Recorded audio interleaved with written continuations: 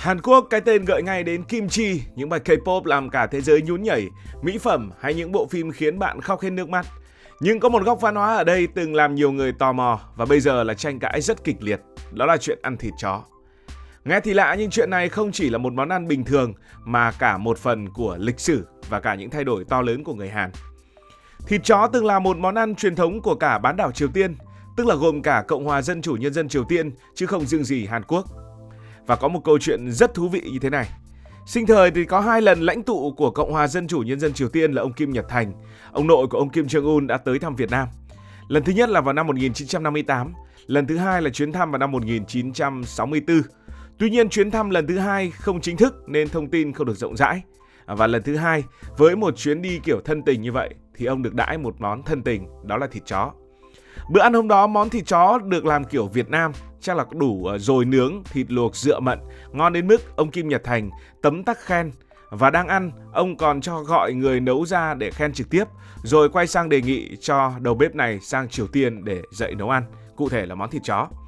Nghe kể người ta còn phải may gấp một bộ com lê cho chuyên gia thịt chó để kịp làm hộ chiếu, theo đoàn sang Triều Tiên ngay ngày hôm sau. Chuyện này đúng là hài hước mà cũng cho thấy thịt chó Việt Nam đúng là không đùa được, đến lãnh đạo Triều Tiên còn mê. Quay trở lại câu chuyện với thịt chó của Hàn Quốc thì câu chuyện này bắt đầu từ thời xa xưa, cái thời mà Hàn Quốc còn đầy khó khăn. Hồi đó chiến tranh, đói nghèo hay thiên tai làm người dân khổ sở, đồ ăn chắc chắn là chẳng có nhiều. Lúc túng quẫn người ta phải xoay sở bất kỳ thứ gì có thể ăn được và con gì chạy được cũng được mang ra ăn. Chó vốn nuôi để giữ nhà chẳng may đã trở thành một lựa chọn để no bụng. Nghe thì hơi buồn nhưng đó là cách người ta sống sót qua những ngày gian khó. Dần ra thịt chó không chỉ là phương án chữa cháy nữa, nó bắt đầu được yêu thích, đặc biệt là vào mùa hè. Người Hàn tin rằng ăn thịt chó giúp cơ thể khỏe mạnh, tăng sức chịu đựng khi trời nóng ẩm khó chịu. Rất kỳ lạ phải không nào? Nhưng niềm tin này đã ăn sâu vào đời sống và biến thịt chó trở thành một món ăn có hồn. Hàn Quốc là một đất nước mà núi đồi chiếm đa phần, mùa đông thì lạnh buốt, mùa hè thì oi ả.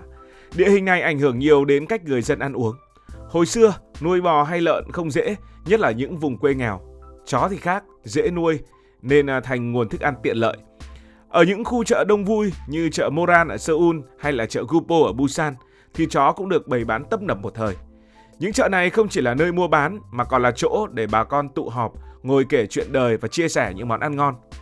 Ở những vùng quê như vùng Gangwon chẳng hạn, người ta hay nấu thịt chó kiểu đơn giản. Còn ở thành phố lớn, món này được nâng cấp, xuất hiện trong những nhà hàng một thời, đôi khi còn được bày biện rất đẹp. Nói đến món thịt chó thì phải nói đến một hình thức được gọi là bossitang, tức là một hình thức rất đặc biệt của thịt chó Hàn Quốc. Đó là một nồi súp nóng hổi thịt chó thái mỏng, hầm với hành lá, tỏi, gừng, ớt và thêm một chút tía tô. Người Hàn nói rằng món này không chỉ ngon mà còn tốt cho sức khỏe, giúp huyết lưu thông, cơ thể tràn đầy năng lượng. Ngoài ra thì thịt chó cũng được làm thành nhiều món khác, luộc chấm muối tiêu, nướng hay là nấu canh. Mỗi vùng có những cách nấu riêng. Nhưng thịt chó không chỉ là đồ ăn, nó được nâng tầm văn hóa. Mỗi năm vào 3 ngày nóng nhất mùa hè, gọi là Boknan, nhiều người tìm đến các món thịt chó như để đánh bại cái nóng. Họ tin rằng món này giúp cơ thể cân bằng và khỏe khoắn hơn. Dù vậy, không phải ai ở Hàn Quốc cũng mê món này. Thường thì những người lớn tuổi thích hơn, còn nhiều người trẻ tuổi đã bắt đầu cảm thấy lạ lẫm với món thịt chó. Mọi thứ thay đổi rất nhanh như một cơn gió. Hàn Quốc từ một đất nước khó khăn sau chiến tranh, bỗng vươn mình trở thành một ông lớn với những thành phố sáng rực như Seoul, những công ty như là Samsung và cả những ngôi sao như là BTS đã làm cả thế giới phải phát cuồng. Đời sống khá lên, cách nghĩ của người dân cũng khác. Chó không còn là con vật giữ nhà nữa, nó trở thành bạn thân, thậm chí là thân như con cái ở trong nhà. Ở những khu nhà ở hiện đại, bạn sẽ thấy những chú chó xinh xắn, mặc quần áo đẹp, được cưng chiều hết mức. Có những thống kê chỉ ra rằng hơn 1/4 gia đình Hàn Quốc nuôi thú cưng và nhất là ở những thành phố lớn người ta nuôi càng nhiều hơn. Với nhiều người trẻ, nghĩ đến chuyện ăn thịt chó là điều gì đó không thể chấp nhận nổi. Chưa hết, người Hàn Quốc cũng bắt đầu quan tâm hơn đến động vật. Những tổ chức bảo vệ chó mèo hoạt động mạnh, kể những câu chuyện khiến ai nghe cũng xót xa. Họ cho biết chó là loài thông minh, biết yêu thương nên ăn chúng là không đúng. Những hình ảnh về trang trại nuôi chó chật chội hay cách mổ tàn nhẫn khiến nhiều người sốc nặng. Một khảo sát tại Hàn Quốc vào năm 2023 cho thấy chỉ 8% người Hàn Quốc còn ăn thịt chó so với khoảng 1/4 dân số cách đó chỉ vài năm.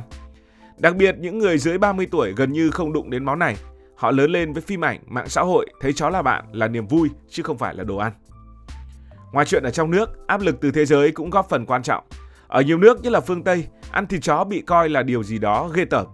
Mỗi lần Hàn Quốc tổ chức những sự kiện lớn như Thế vận hội hay World Cup, truyền thông quốc tế lại xôn xao và chỉ trích chuyện này. Có những du khách nước ngoài đến, thấy những nhà hàng bán thịt chó sẽ cảm thấy rất sốc, thậm chí là kêu gọi tẩy chay. Với một đất nước muốn khoe một hình ảnh hiện đại văn minh, những lời chê bai như thế này chẳng dễ chịu một chút nào. Hàn Quốc muốn biết đến với một hình ảnh tích cực. Những người đứng đầu cũng đóng vai trò quan trọng. Cựu Tổng thống Hàn Quốc Yoon Suk Yeol và vợ của ông Kim Kyung Hee là những fan bự của động vật. Bà Kim nuôi cả tá chó mèo và còn hay lên mạng nói về tình yêu với chúng. Với sự ủng hộ của họ, chuyện cấm thịt chó là điều được đẩy nhanh. Đầu năm 2024, Quốc hội Hàn Quốc đã thông qua một luật cực kỳ quan trọng, đó là cấm nuôi, giết và bán chó thịt. Luật này chính thức có hiệu lực từ năm 2027 và như vậy là cho vài năm để người dân thích nghi. Đây không chỉ là một đạo luật mà còn là một dấu mốc lớn như một lời tuyên bố rằng Hàn Quốc đang bước sang một trang mới. Nhưng không phải ai cũng vui với luật này. Nhiều người, nhất là những thành phố, vỗ tay ủng hộ. Họ bảo đây là cách để Hàn Quốc nhân đạo hơn, để những chú chó được sống vui vẻ. Nhưng ở nhiều phía khác thì nhiều người không hài lòng, đặc biệt là những người lớn tuổi và những người sống nhờ nghề liên quan đến chó. Với họ thì chó không chỉ là món ăn mà còn là ký ức, là cách mưu sinh. Có cả một hiệp hội đại diện cho những trang trại nuôi chó, họ biểu tình, kiện tụng cho rằng luật này đã lấy đi quyền tự do của họ.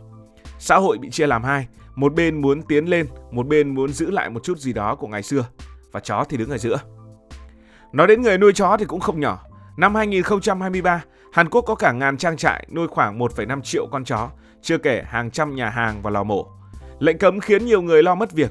Chính phủ hứa sẽ hỗ trợ, ví dụ như là bồi thường tiền hay giúp học nghề mới. Nhưng mà nói thì dễ, làm mới khó. Nhiều người cho biết số tiền bồi thường chẳng thấm tháp, còn chuyện chuyển đổi nghề thì nghe xa vời, và bởi vì họ đã làm nghề này cả đời rồi. Thực ra, ngay cả trước khi có luật cấm, ngành thịt chó ở Hàn Quốc cũng đã xuống dốc. Những khu chợ như Moran hay Gopu giờ ít người bán thịt chó, có nơi còn đóng cửa. Ở Seoul, nhà hàng thịt chó từng đông lắm nhưng bây giờ chỉ còn lác đác, chủ yếu là những người lớn tuổi. Giới trẻ không mặn mà nên nhiều chỗ làm ăn ế ẩm. Lệnh cấm nói thế nào nhỉ? Nó giống như một dấu chấm cuối cho một câu chuyện đã dần phai nhạt. Về luật thì rất nghiêm. Từ năm 2027, ai mà nuôi chó để thịt, giết chó hay bán thịt chó đều bị phạt nặng. Nhẹ thì nộp tiền cỡ vài chục triệu won, nặng thì đi tù vài năm. Nhưng thú vị là luật không cấm ăn thịt chó, nghĩa là họ muốn cắt nguồn cung trước đã. Chính phủ còn lập một đội đặc biệt có cả nông dân, nhà hoạt động để giám sát việc thực thi, đảm bảo mọi thứ công bằng.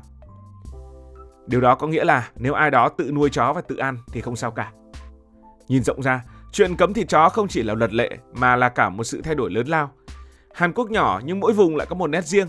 Ở vùng quê, thịt chó từng là món ăn quen thuộc trong những ngày khó.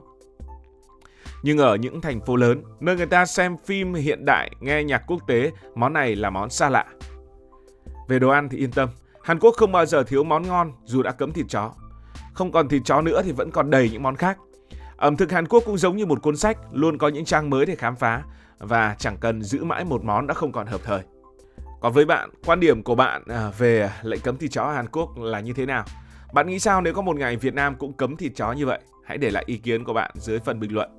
Cảm ơn vì đã quan tâm theo dõi câu chuyện này. Và nếu cảm thấy thú vị, đừng quên nhấn nút đăng ký kênh, bật chuông thông báo và chia sẻ.